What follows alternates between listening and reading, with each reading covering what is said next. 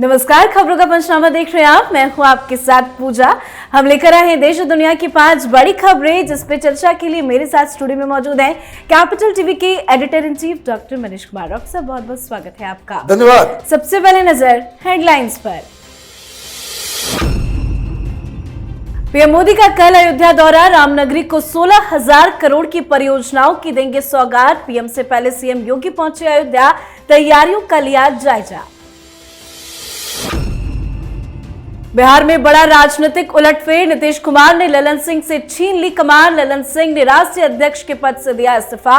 नीतीश कुमार खुद बने जेडीयू के अध्यक्ष। इंडिया गठबंधन में सीट शेयरिंग फॉर्मूले पर कांग्रेस जल्द दूसरे दलों के साथ करेगी चर्चा। जनवरी के पहले हफ्ते में बैठक की खबर। पीएम मोदी की डिग्री मामले में बड़ी संजय सिंह की मुश्किलें, कोर्ट ने जारी किया पेशी वारंट, तो संजय सिंह जेल में करेंगे उपवास। संसद की सुरक्षा चूक मामले में दिल्ली पुलिस को मोची की तलाश, मांगा यूपी पुलिस की मदद, तो वहीं आरोपी नीलम को कोर्ट से लगा बड़ा झटका। खबरों की शुरुआत में सबसे पहले बात रामनगरी अयोध्या से जुड़ी।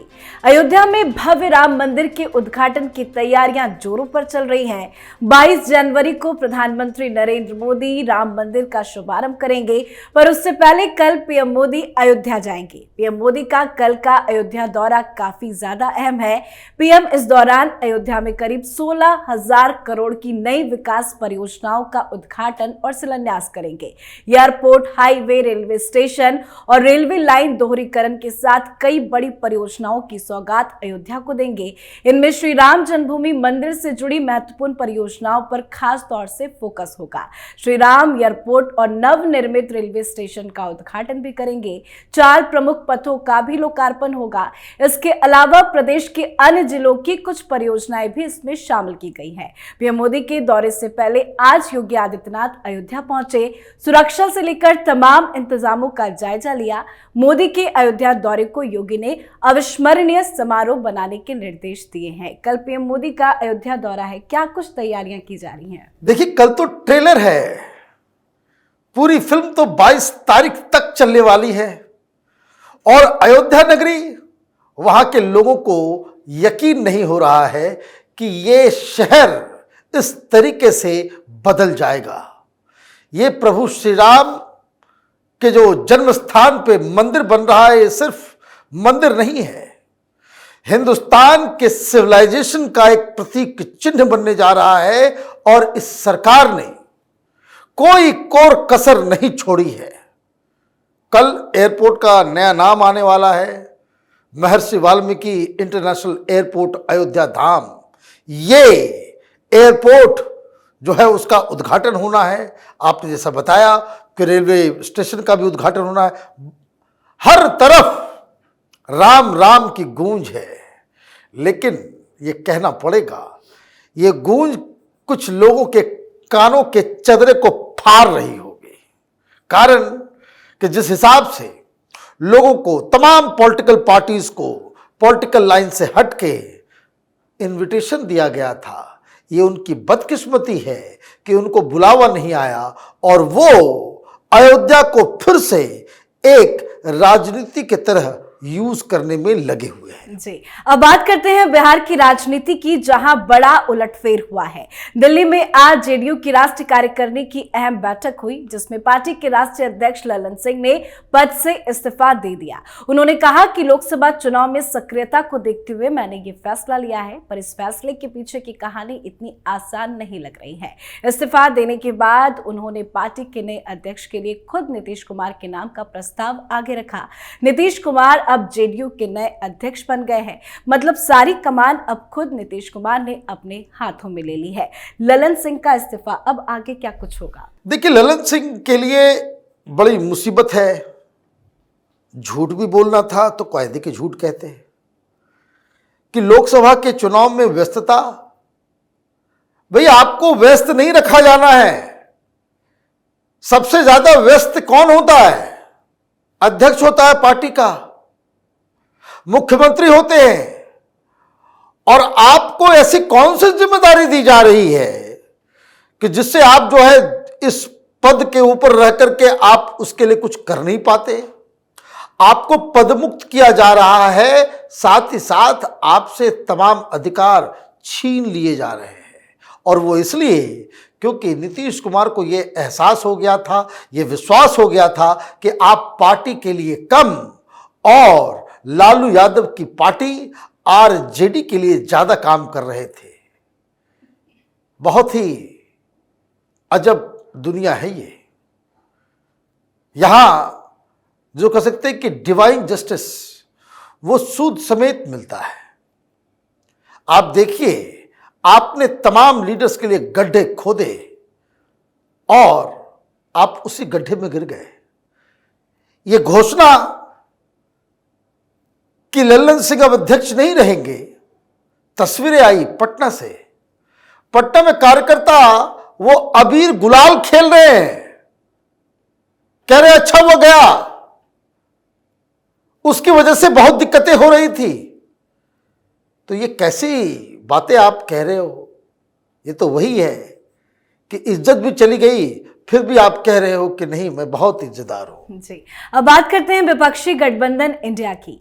लोकसभा चुनाव में बीजेपी के खिलाफ बने 28 दलों के गठबंधन में सीट बंटवारे को लेकर अब तक चर्चा नहीं हो पाई है, पर अब खबर ये सामने आई है कि इंडिया गठबंधन में सीट बंटवारे को लेकर कांग्रेस जल्द दूसरे दलों के साथ चर्चा शुरू करेगी।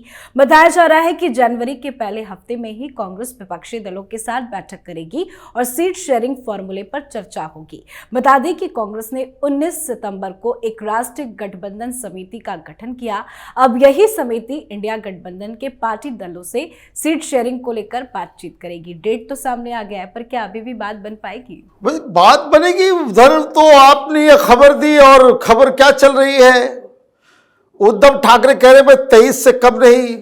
कांग्रेस पार्टी के लीडर्स वहां सड़क पे आ गए हैं। भाई आपके पास इतनी औकात ही नहीं कि 23 मांग सके, आपके पास कोई लीडर नहीं, कोई बचा नहीं, सब लोग चले गए। फिर ममता बनर्जी का आज का ताजा बयान आ गया कि बंगाल में किसी की जरूरत नहीं है, बंगाल में भारतीय जनता पार्टी से अकेले निपट सकती है टीएमसी। तो वहां भी कह दिया गया कि हम कांग्रेस पार्टी को अब सीट नहीं देंगे। फिर अखिलेश यादव का फिर आज नया बयान कि 80 सीट में बीजेपी को हराओ तो देश बचाओ।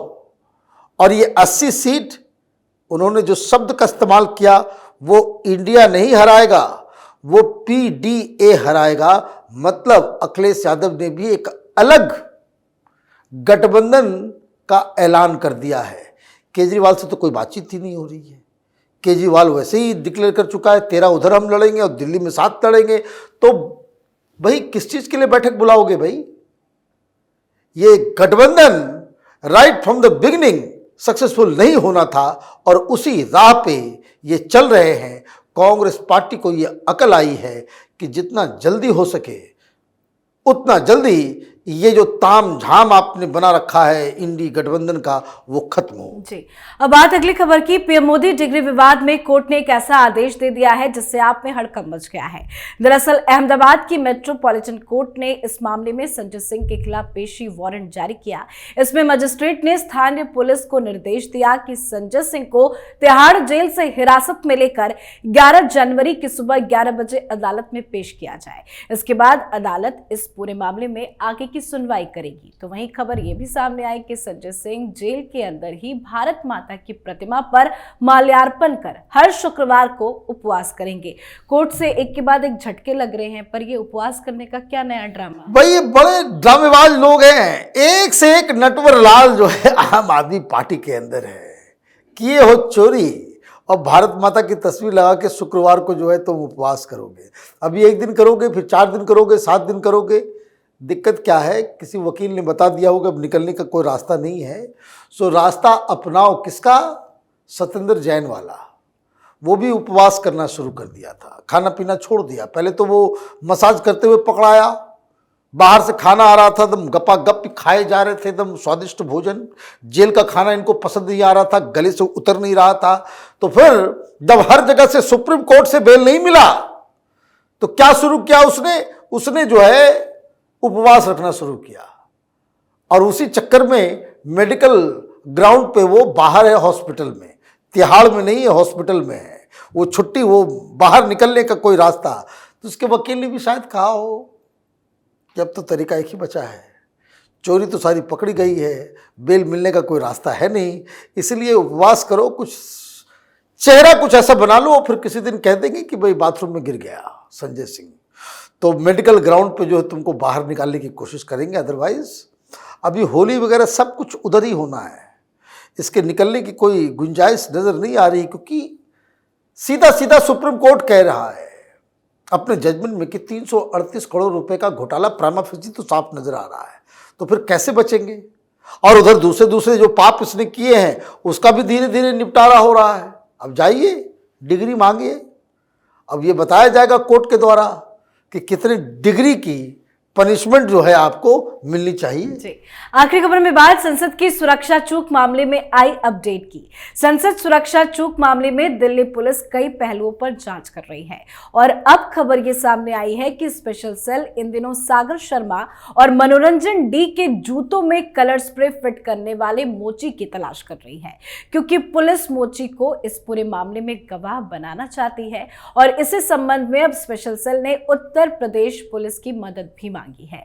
तो वहीं इस मामले में गिरफ्तार आरोपी नीलम आजाद की याचिका पर कोर्ट ने जल्द सुनवाई से साफ साफ इनकार कर दिया है। जांच कहां तक आगे बढ़ी है, क्या कुछ अपडेट है? देखिए, जांच बहुत ही बड़ा होता जा रहा है दायरा, और चूंकि मामला 60 दिन में उनको सुलटाना भी है, तो जूते किसने लाए, कैसे वहां कैविटी बनाई गई जिसके अंदर उसने आपने दिया, तो कहां से खरीदा गया, न सिर्फ उस मोची को ढूंढा जा रहा है जिसने बनाया एज ए गवाह, दूसरा सदर बाजार से वो स्प्रे लिया गया था, उस दुकानदार को भी ढूंढा जा रहा है, ये गवाह, ताकि फुल प्रूफ केस कोर्ट के अंदर पेश किया जा सके। इस बीच नीलम आजाद, उसके वकील चले गए थे हाई कोर्ट, रिट पिटिशन डाल दिया था हिबियस कॉर्पस का कि आप जो गिरफ्तारी हुई है वो इलीगल है, तो उस पर दिल्ली हाई कोर्ट ने कहा है कि इस पर अभी सुनवाई नहीं करेंगे, अभी काफी दिन के बाद सुनवाई करेंगे। इन्वेस्टिगेशन ललित झा और मनोरंजन डी, ये सारा फोकस वहीं पे जा रहा है और ये बताया जा रहा है कि इनके रिश्ते जो हैं वो बड़े बड़े लोगों से हैं। ये मनोरंजन डी राहुल गांधी क्या बता रहा था कि बेरोजगारी की आवाज उठा रहा था। ये कैसा बेरोजगार है, कई सारे विदेश यात्रा करके आया है, कौन फंड कर रहा था इसको। और सबसे बड़ी चीज, ये लोग इतने शातिर, इतने माहिर, पूरी कहानी इन लोगों ने पहले से तैयार कर रखी है। ऐसा लग रहा है किसी वकील ने उसको फीड करके इन लोगों से ये काम करवाया है ताकि पकड़े जाने पे इस तरह की कहानी बतानी है। और इसलिए कोर्ट में दिल्ली पुलिस स्पेशल सेल जो है मूव की है कि इनका पॉलीग्राफ और नार्को टेस्ट किया जाए।